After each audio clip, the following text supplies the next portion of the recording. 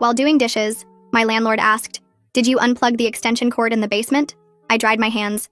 "Yeah, last night around 11 p.m. "Why?" I responded. My landlord Casper's knees buckled and he started hitting his head against the wall repeatedly. "Whoa, what's wrong?" "It's just an extension cord."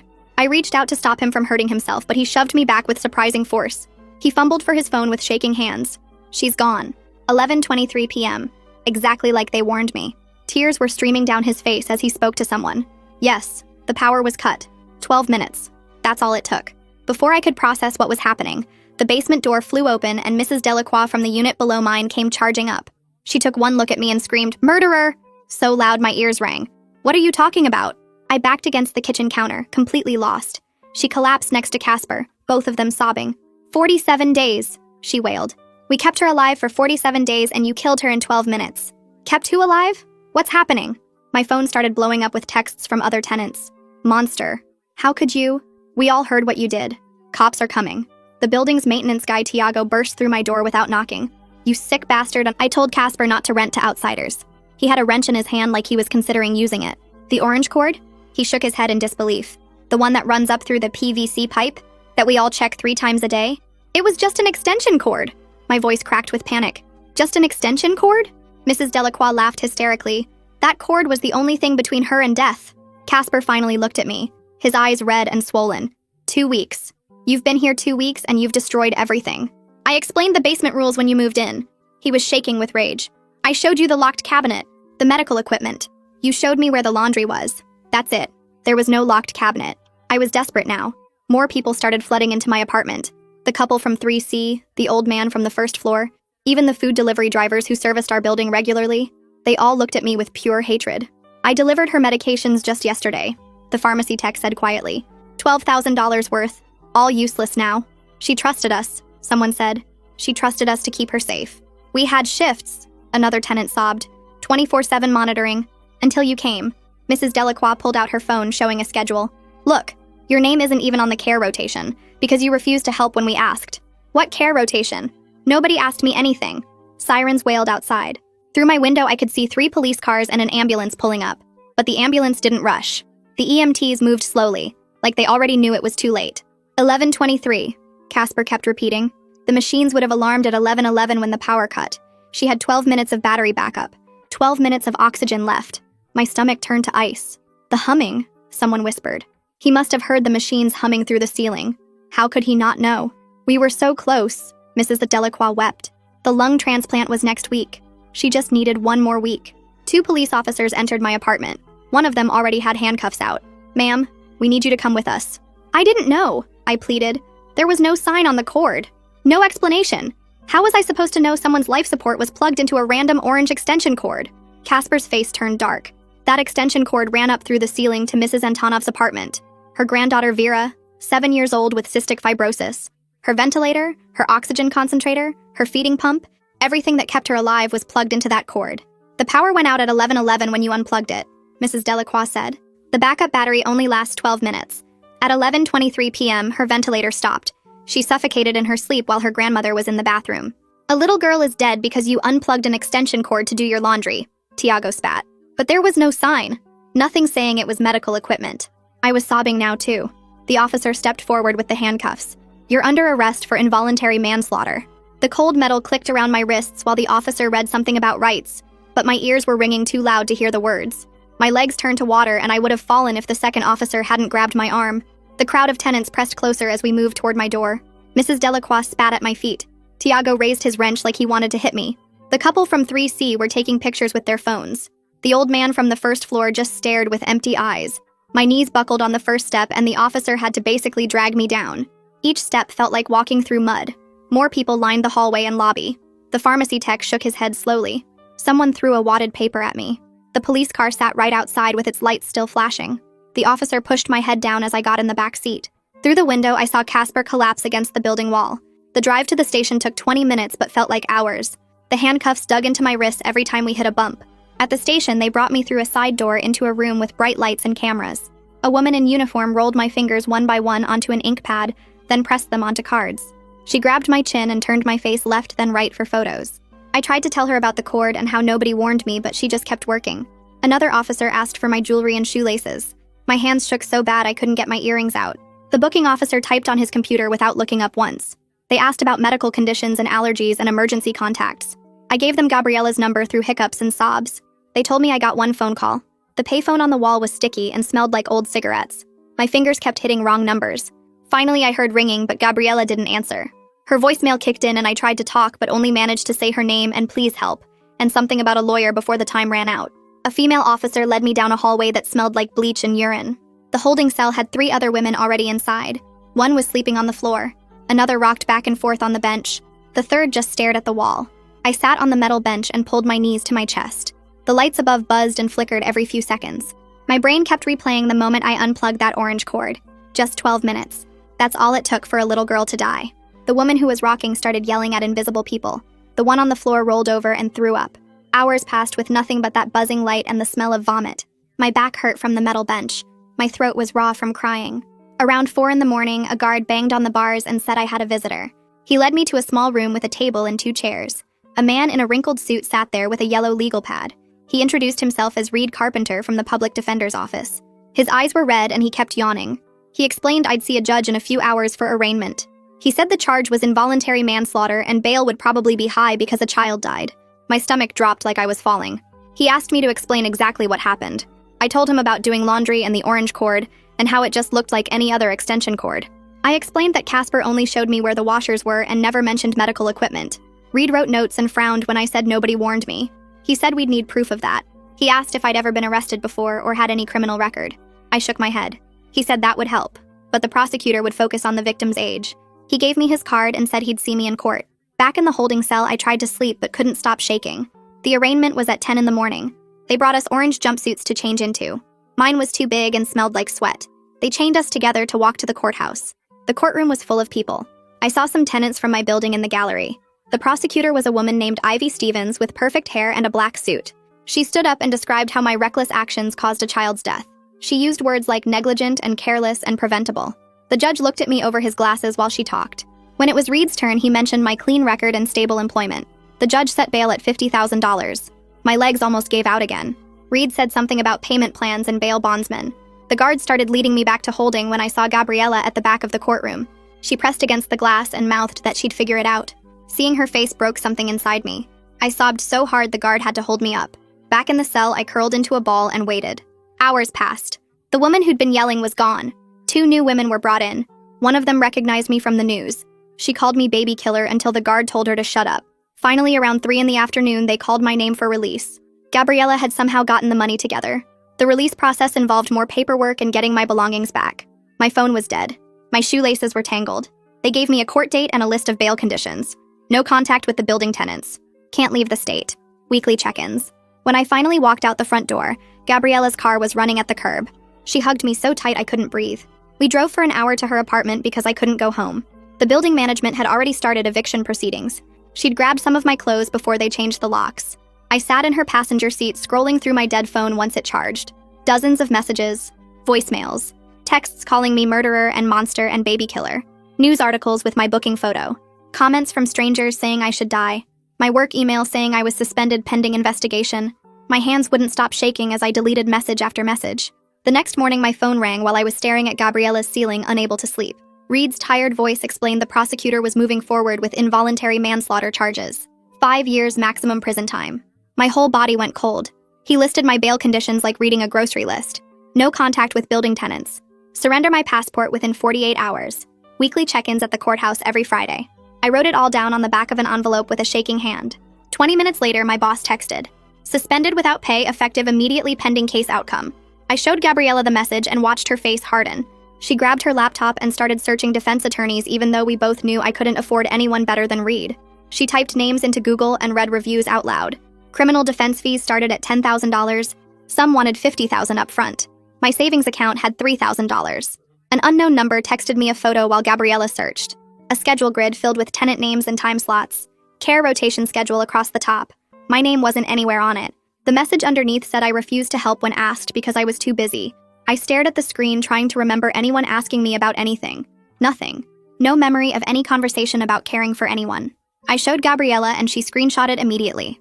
Reed called back that afternoon with copies of the initial police reports. 6 tenants claimed they personally told me about Vera's condition. Mrs. Delacroix said she explained everything my second day. Tiago claimed he warned me about the cord specifically. The couple from 3C said they asked me to join the care rotation, but when Reed pressed for details, their stories fell apart. Nobody could say exactly when these conversations happened. No specific dates or times. One said morning, another said evening. One said in the hallway, another said by the mailboxes. Reed said the inconsistencies helped our case, but the prosecutor wouldn't care. That night, I couldn't close my eyes without seeing the orange cord. Every time I started to drift off, I imagined Vera trying to breathe, her small lungs working harder and harder as the oxygen ran out, the ventilator alarm beeping in an empty room. I got up to use the bathroom and my legs gave out.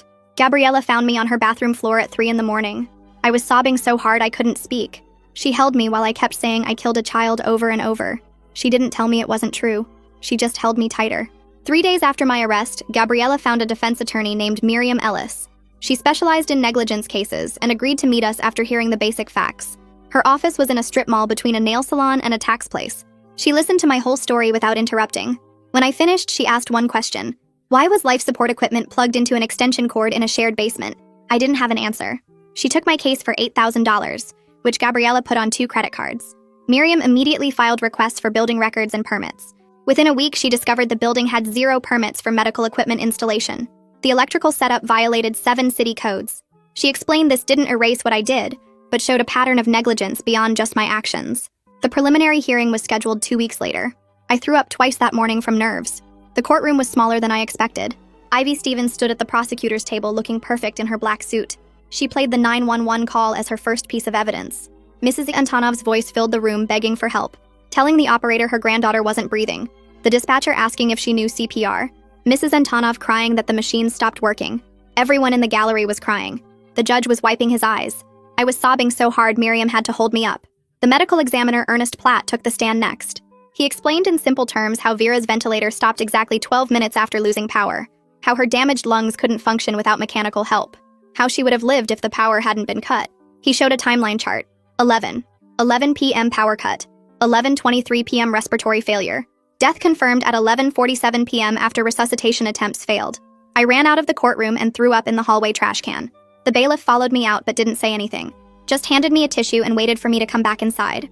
Miriam spent the rest of the hearing filing motions for records. She wanted all building inspection reports from the last 5 years, all correspondence between Casper and city officials about permits, all emails about the medical equipment installation. The judge granted every request. 2 days later, Miriam called with the results.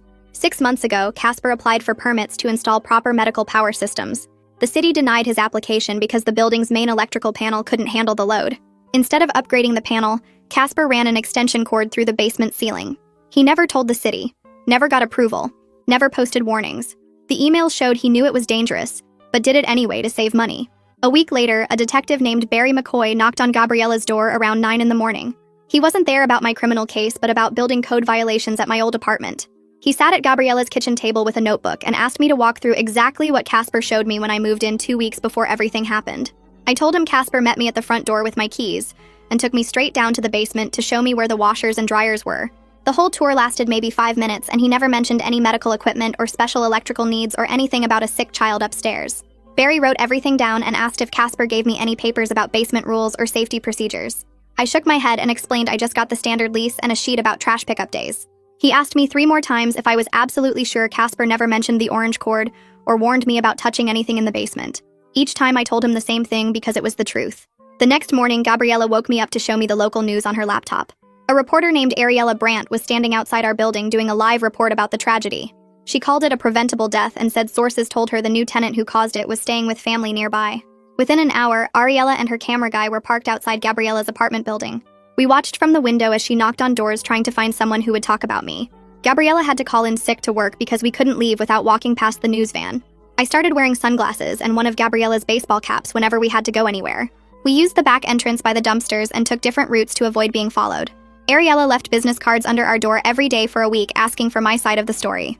Miriam called that afternoon saying she got something important from the building's security company. She had requested all footage from my move-in day 2 weeks before Vera died. The lobby camera showed everything clearly from when Casper met me at 11 that morning. We watched it together in her office on her computer screen. The timestamp showed Casper leading me inside and walking straight to the basement door. 4 minutes and 37 seconds later, we came back up and he handed me my keys. That was it. No tour of the building, No introduction to other tenants, no safety briefing about medical equipment. Miriam made 3 copies of the video and filed one with the court. While reviewing tenant statements, Miriam discovered something that made her slam her hand on her desk.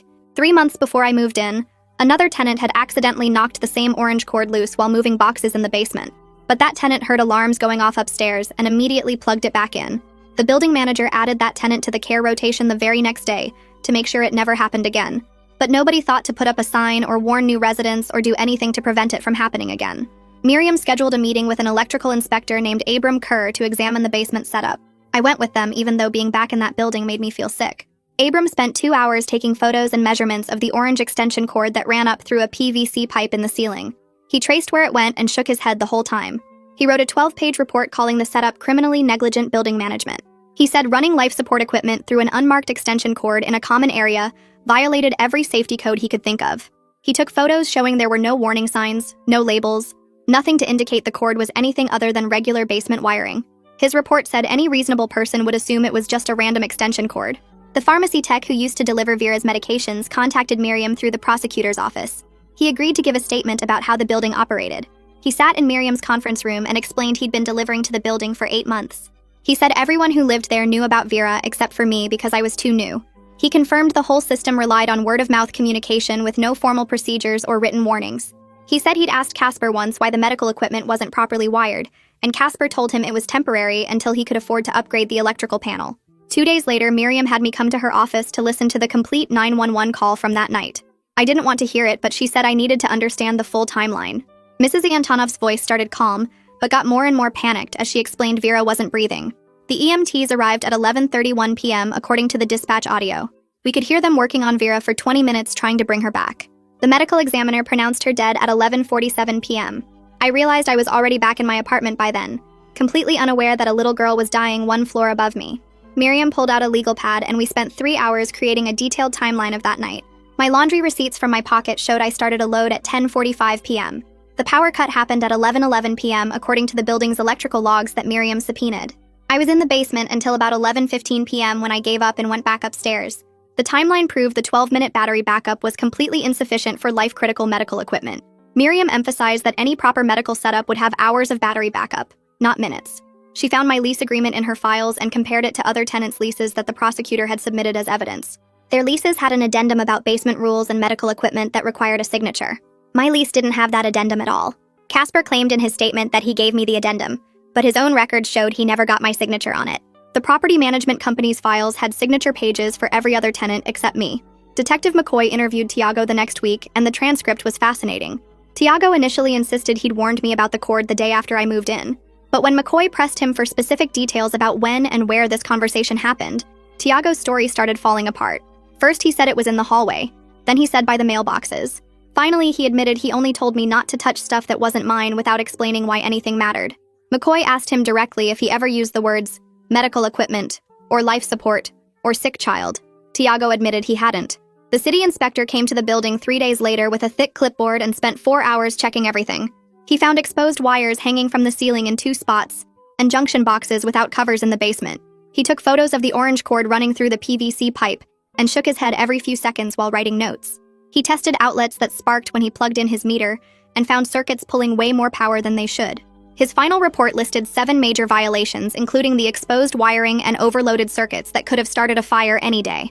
The worst part was where he wrote that the makeshift medical setup endangered all residents, especially the patient, because there were no proper safeguards or backup systems. Miriam called me 2 weeks later while I was at Gabriella's apartment looking for jobs online. Ivy Stevens wants to meet about a plea deal, she said. I drove to her office that afternoon and sat across from both lawyers at the conference table. Ivy pushed a paper across to me that said I would plead guilty to involuntary manslaughter, and she would recommend 2 years probation to the judge. No jail time? I asked. She nodded, but Miriam grabbed my arm before I could say anything else. We need to discuss this privately, Miriam said. After Ivy left, Miriam explained that accepting meant admitting full responsibility when the evidence showed so many other failures. But no prison, I said. She looked me straight in the eye and told me she believed we could show my actions happened because of criminal negligence by others, not just my mistake. I spent 3 sleepless nights thinking about it, weighing prison risk against admitting to something that felt only partly my fault. I called Miriam on the 4th morning and told her to reject the deal. I can't say I'm fully guilty when nobody warned me, I said. She said she understood and would inform the prosecutor. The next week, Miriam got copies of Vera's hospital discharge papers through Discovery. The documents showed the hospital's discharge team specifically recommended installing a proper generator system with automatic transfer switches for her equipment. They also recommended visual and audible alarms on every piece of equipment to alert caregivers if power failed. Casper had signed the papers acknowledging these recommendations 6 months before I moved in. Instead of following them, he ran that orange extension cord through the basement ceiling to save money on electrical work. 2 tenants contacted Miriam's office after seeing news coverage about the case.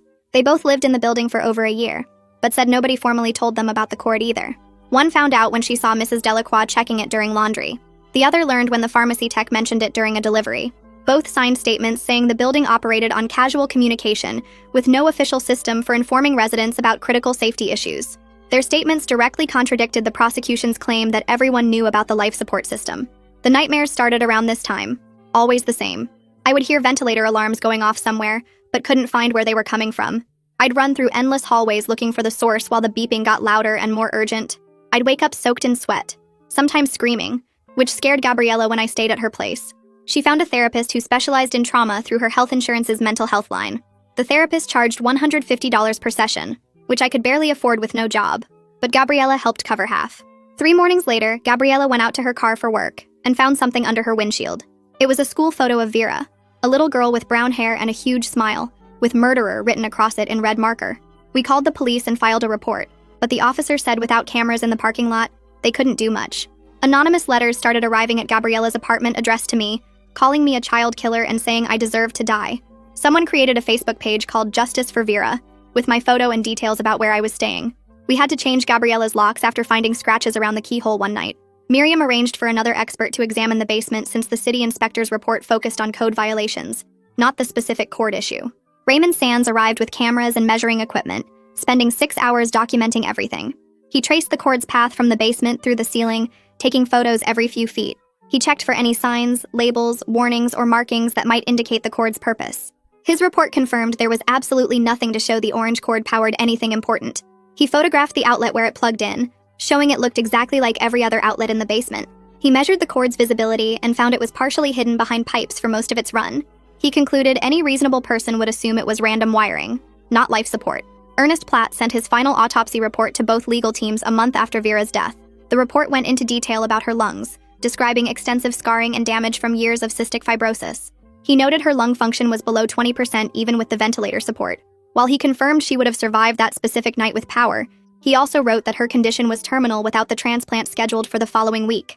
Reading his clinical description of how her lungs looked made me run to the bathroom and throw up. The transplant team's letter arrived at Miriam's office 2 days later, confirming what everyone already knew, but seeing it in writing hit different. Vera was scheduled for double lung transplant surgery in 6 days from when she died. The letter explained how rare pediatric lungs were and how long she'd waited for a match. Those same lungs went to another child the day after Vera died, someone who was probably alive now because Vera wasn't. I sat in Miriam's office staring at that letter, feeling sick knowing she was that close to getting new lungs, that close to having a chance at a normal life. Miriam took the letter from my shaking hands and placed it in a thick folder marked Defense Evidence, before pulling out another stack of papers. She'd been working on a motion to dismiss for the past week, typing late into the night according to her assistant's emails, and now she was ready to file it with the court. The motion argued that Casper's negligence in maintaining the building and his failure to properly mark life-saving equipment was the real cause of Vera's death, not my action of unplugging an unmarked cord. She drove us to the courthouse that afternoon where she filed the 20-page document with the clerk, who stamped it and gave us a hearing date 3 weeks out. The judge wouldn't dismiss the charges when we finally got our hearing, but he did acknowledge on the record that the building's numerous code violations and lack of proper safety measures contributed significantly to the tragedy. After the hearing, Detective McCoy caught up with Miriam in the courthouse hallway while I was in the bathroom, and when I came back, she told me he'd said something important off the record. He'd investigated hundreds of cases in his career, but he'd never seen such dangerous negligence in a building with a medically fragile child, and while he couldn't say it officially, he believed the real crime was Casper's cost-cutting measures that created this death trap. That night at Gabriella's apartment, I sat at her kitchen table with a notebook and pen, writing page after page of apology to Mrs. Antonov. I explained how I'd just moved in 2 weeks before, how nobody ever told me about Vera or the medical equipment, how I would have never touched that cord if I'd known a child's life depended on it. The letter went on for 6 pages, tears dropping onto the paper and smudging the ink. But when I showed it to Miriam the next morning, she shook her head and put it in her desk drawer. Any contact with the victim's family could violate my bail conditions, she explained, and the prosecution would use it as evidence of guilt if they found out about it. Meanwhile, Ivy Stevens was busy interviewing more tenants from the building. But when Miriam got copies of their statements through Discovery, she found major problems with their timeline. The timestamps showed several tenants claimed they warned me about the cord on dates when I wasn't even home, according to my work schedule and credit card records. 3 of them admitted under follow-up questioning that they might be confusing me with previous tenants they'd warned over the months, since people moved in and out of the building regularly. Miriam also got the lobby security footage from the week before Vera's death, which showed something we hadn't expected. The grainy video captured other tenants confronting me multiple times in the lobby, with one woman pointing her finger in my face and a man blocking my path to the elevator. Though there was no audio, Miriam hired a lip reader who confirmed they were calling me unfriendly and antisocial because I hadn't attended their building potluck dinner. This harassment, Miriam argued in a supplemental filing, explained why the tenants might not have included me in important building communications about the medical equipment. The news about Casper came through official channels a week later when the city attorney's office held a press conference announcing criminal charges against him for building code violations and child endangerment. They'd found 17 separate violations that put residents at risk, including the illegal medical equipment setup that directly contributed to Vera's death. This separate criminal case against Casper strengthened our argument about systemic failures, and Miriam immediately incorporated it into our defense strategy. 2 days after Casper's charges were announced, Ivy Stevens called Miriam with a revised plea offer. Instead of involuntary manslaughter with potential prison time, she was now offering misdemeanor negligent endangerment with 2 years probation and 200 hours of community service. Miriam thought this was recognition that their case had serious weaknesses, especially with Casper now facing his own criminal charges, and she advised me to seriously consider accepting it. I needed to understand the medical aspects better before making any decision, so Miriam arranged a meeting with Ernest Platt at his office downtown. He spent 2 hours explaining exactly what happened that night, showing me diagrams of how ventilators work and what happens when they lose power. Proper labeling and redundant alarm systems could have prevented this tragedy, he told me, and he'd seen similar deaths from communication failures in hospitals that didn't follow safety protocols. He couldn't officially blame the building management in his report, but he made it clear that Vera's death was preventable if proper procedures had been in place. The decision about the plea deal kept me awake for weeks, pacing Gabriella's living room at 3 in the morning while she tried to convince me to get some sleep.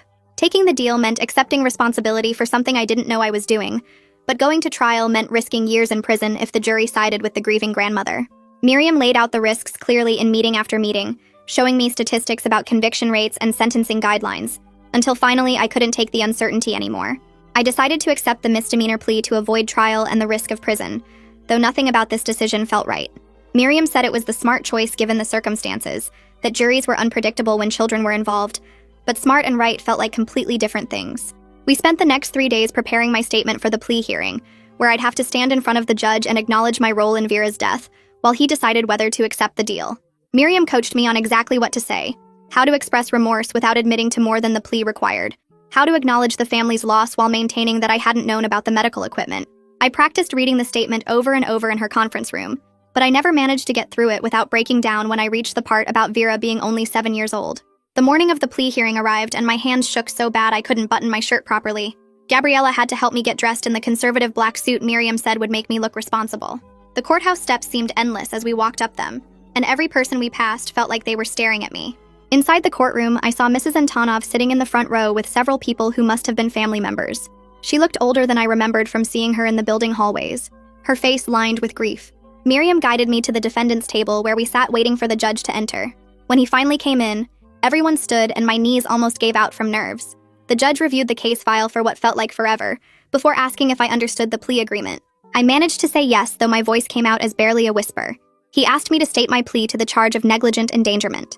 I stood up and said the words Miriam had coached me on, that I was entering a no-contest plea. The judge explained this meant I wasn't admitting guilt, but wasn't fighting the charges either. He asked if I understood, and I nodded, unable to speak anymore. Ivy stood up next and started reading the factual basis into the official court record. She described in detail how I had unplugged the orange extension cord at 11:11 p.m. on that night. She explained how this action cut power to the medical equipment keeping Vera alive in the apartment above. She stated that 12 minutes later, when the backup battery died, Vera's ventilator stopped working. She said Vera suffocated in her sleep while her grandmother was in the bathroom, unable to hear the alarms. Each word felt like a physical weight pressing down on my chest, making it harder to breathe. I stood there gripping the edge of the table so hard my knuckles turned white. The judge asked if I agreed with the facts as presented, and I forced myself to nod. Then he called Mrs. Antonov to give her victim impact statement if she wanted to speak. She walked slowly to the podium, clutching a piece of paper in her shaking hands. Her voice was thick with a Russian accent as she started talking about Vera. She described how her granddaughter loved to draw pictures of butterflies even when she could barely hold the pencil. She talked about reading stories together every night and how Vera always asked for one more chapter. She said they were so close to the lung transplant that would have saved her life. Just 6 more days, and Vera would have gotten new lungs and a chance at a normal childhood. Then she looked directly at me and said she forgave me for what I did. But she could never forgive the system that failed to protect her granddaughter properly. She said a child's life shouldn't depend on an unmarked cord that anyone could unplug by accident. When she finished speaking and returned to her seat, half the courtroom was crying, including me. The judge asked if I wanted to make a statement, and Miriam nudged me to stand up. I unfolded the paper I'd practiced reading so many times and tried to steady my voice. I said I accepted responsibility for unplugging the cord that night to do my laundry. I explained that I was never told about its purpose or warned that it powered medical equipment. I said if I had known, I never would have touched it no matter how long I had to wait. I looked at Mrs. Antonoff and apologized directly to her, saying I would carry this guilt forever. I told her I wished every day that I could go back and undo what happened that night. My voice broke completely on the last sentence and I had to sit down. The judge took several minutes reviewing his notes before announcing his decision. He accepted the plea agreement and sentenced me to 2 years of probation as the prosecutor had recommended. He added 200 hours of community service to be completed within the first year. He also ordered me to pay $5,000 in fines, though he allowed a payment plan. He said the building's failures contributed significantly to this tragedy, but I still bore responsibility for not being more careful. He said a child died because of multiple system failures, including my own careless action. The gavel came down, and just like that, I was officially a convicted criminal. 2 weeks passed in a blur of probation meetings and job applications that went nowhere. Then Miriam called to tell me Casper had his own day in court for the building violations. He pleaded guilty to multiple charges, including child endangerment and violation of electrical codes. The judge gave him fines and probation, but no jail time, which felt like a joke considering what happened. The building got condemned and all the tenants had to relocate within 30 days. Mrs. Delacroix and the others who'd screamed at me that night lost their homes too. It felt like hollow justice since nothing would bring Vera back. The harassment from former tenants gradually decreased over the next few weeks, though I still got occasional messages. Someone would text me, "child killer," from a random number, or leave angry voicemails. I finally changed my phone number and deleted all my social media accounts. Even with the new number, I'd sometimes get letters at Gabriella's address calling me a monster. My employer made their decision official a month after the plea hearing and terminated me formally. They said someone with my criminal record couldn't work with their clients anymore. Without income, I couldn't afford my apartment even if I'd been allowed back there. I packed up what little I owned and moved into Gabriella's spare bedroom permanently. Every job application I filled out asked about criminal convictions, and I had to check yes. Nobody wanted to hire someone whose name came up in news articles about a dead child. I started my community service at a medical equipment safety organization that Miriam had found for me. They knew my whole story, but agreed to let me help create warning labels and safety protocols. My first day there, I spent 8 hours designing stickers that said, "Critical medical equipment do not unplug," in bright red letters. Working on preventing similar tragedies gave me a tiny sense of purpose through the crushing guilt. The organization's director introduced me to Raymond, who was their electrical safety consultant. We started developing a simple checklist system for landlords with medically fragile tenants who needed backup power. The checklist included proper labeling, multiple alarms, tenant notification procedures, and regular safety inspections. Several buildings in the city adopted our system within the first month. Knowing we might prevent another child from dying because of communication failures helped me sleep a little better at night. But I still woke up at 11:23 p.m. almost every night, the exact time Vera died. 3 weeks after the hearing, Detective McCoy called to say he had a box of my stuff from the old apartment. I met him at a coffee shop near the police station where he handed over a cardboard box with my kitchen items and some clothes. He sat down across from me and stirred his coffee for a long minute before speaking. "The system failed that kid," he said quietly. "Failed you too." I nodded and couldn't find any words to respond. He stood up and left without saying anything else, but his acknowledgement made something tight in my chest loosen just a little. The next day, Miriam called me to her office to go over the final paperwork for my case. She pulled out a folder thick with documents and started explaining the payment plan she'd worked out for her fees. I could pay her $50 a month for the next 3 years, which was all I could manage on unemployment. She closed the folder and looked at me directly. "I've defended real criminals. You're not one of them." Her words didn't erase the guilt, but they helped me breathe a little easier that night. Time moved strangely after that, some days crawling and others flying past in a blur. 5 months after Vera died, I finally wrote the letter to Mrs. Antonoff that I'd been trying to write since the night of my arrest. I filled 3 pages with apologies and explanations, tore them up, and started over 4 times. The final version was just 1 page saying how sorry I was, and that I wished I could change what happened. I gave it to Miriam to send through her office since I couldn't contact the family directly. 2 weeks passed with no response, which I expected, but sending it felt like something I had to do. My 6-month probation check happened on a rainy Tuesday morning at the courthouse. The probation officer reviewed my file and checked that I was working temp jobs at a warehouse and a grocery store. She asked about my therapy sessions, and I told her I went every week to deal with the PTSD. The nightmares had gotten less frequent, but I still couldn't do laundry without checking every cord 3 times first. Sometimes I'd stand in laundromats for 20 minutes just staring at the outlets before I could plug anything in. She marked me compliant and scheduled my next check for 3 months later. That same week, I took the bus to a park on the other side of the city where nobody knew me. I'd saved up $400 from my temp jobs to contribute to a memorial bench for Vera. The parks department let me donate anonymously and include a small plaque that read, "In memory of Vera, always check medical equipment safety." It wasn't enough and never would be, but I needed to do something concrete in her memory. A week later, Gabriella showed me a news article on her phone about Casper's sentencing. He got $2,000 in fines and 18 months probation for the building code violations. No jail time despite his negligence creating the whole dangerous situation. The article quoted him saying he was devastated by the tragedy and had done his best to help Vera. Reading his words made me so angry I threw up. But I was learning that justice and fairness weren't the same thing. I couldn't control what happened to him, only what I did moving forward. After crashing at Gabriella's for 6 months, I finally found a tiny studio apartment I could afford with my temp job income. Before moving in, I spent a whole day installing clear labels on every outlet and switch. I bought extra smoke detectors and carbon monoxide detectors with my first paycheck. I tested them every single month on the same date, marking it on my calendar in red pen. Living with this constant checking and rechecking was exhausting, but it was the only way I could function. My therapist called it hypervigilance and said it might ease up over time, but I couldn't imagine ever being casual about safety again. 7 months after that terrible night, the medical equipment safety organization where I'd been volunteering offered me a full-time position. They needed someone to help develop training materials for landlords and property managers about electrical safety for medical equipment. My supervisor knew my whole story since it had been in the news, but she said my experience could help save lives. I spent my days creating checklists and warning systems, writing protocols that spelled out exactly how to mark and protect critical medical circuits. Every label I designed, every safety protocol I wrote, I thought about Vera and how a simple red tag on that orange cord could have saved her life. The weight of her death would never leave me, but at least I was doing something to prevent the next tragedy. Appreciate you hanging out with me through all this. I've still got a ton of questions. But hey, that's just how my brain works. I'll see you around next time. If you made it to the end, drop a comment. I love reading all your comments.